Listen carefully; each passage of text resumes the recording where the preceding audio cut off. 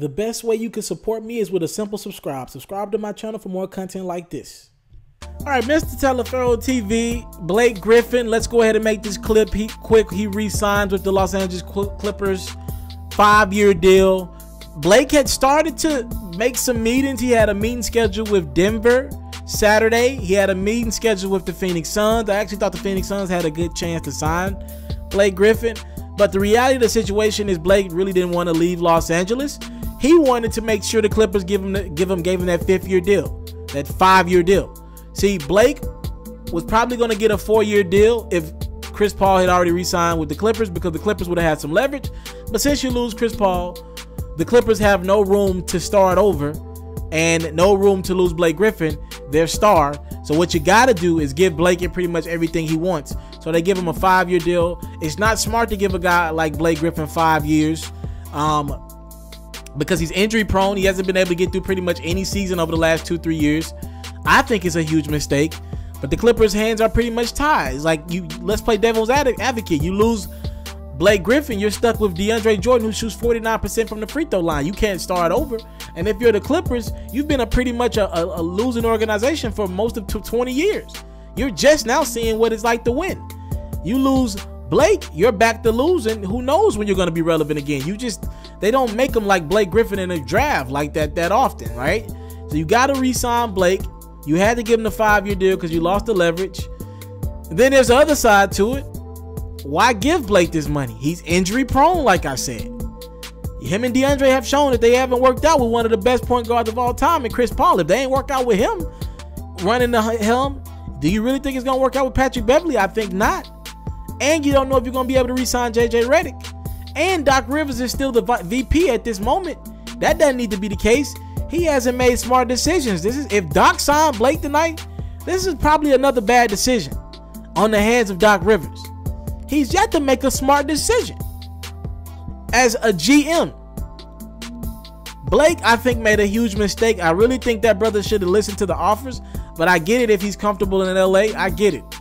Family's there, whatever. I get it.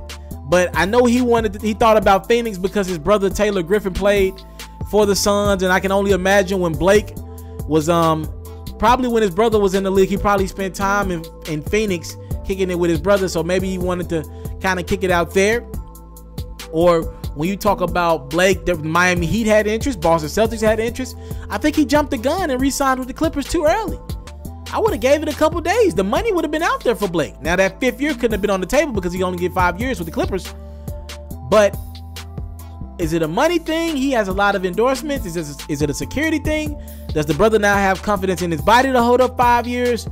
I don't know what it is, but he chose security over winning. And a lot of guys, like a Carmelo Anthony, like a Russell Westbrook, who lucked up and got Paul George tonight, a Damian Lillard, they choose money and security over winning. And I mean, you really can't hate on somebody for choosing their money, but what are you doing this for if you ain't trying to put yourself in the best position to win? And the reality of the situation is, when it all came down to it, Blake made a huge mistake. He chose Los Angeles. I think it's a huge mistake. He chose Los Angeles, security, and money over going after a championship. And for the next 3 to 4 years, this Clippers team is going to struggle. They might not even make the playoffs next year. I'm not gonna lie to you. They could easily be a 5 or 6 seed if Patrick Beverley is really in tune with this team. I think Doc Rivers is going to want to be out the door. They got questions that need to be answered. Austin Rivers probably making a little bit too much money. JJ Redick, again, I said, is a free agent. Who knows what this team look like? And Doc Rivers has shown me nothing to show that he's going to do a good job in free agency this offseason. He ain't did nothing. We're talking about a guy who turned down Carmelo Anthony for Jamal Crawford and Austin Rivers. So here's where we at with it. Blake Griffin re-signs with the Los Angeles Clippers. I think it's a mistake. They don't have a guy that can get the ball to him. Remember, DeAndre Jordan can't get himself a shot. You needed a point guard of the magnitude of Chris Paul to give him the ball, and you no longer have that. Talk to me in the comment box below. What is this Clippers team going to do? How can they get this team to, kind of rebuild? What do you think the moves they should make in free agency? Talk to me.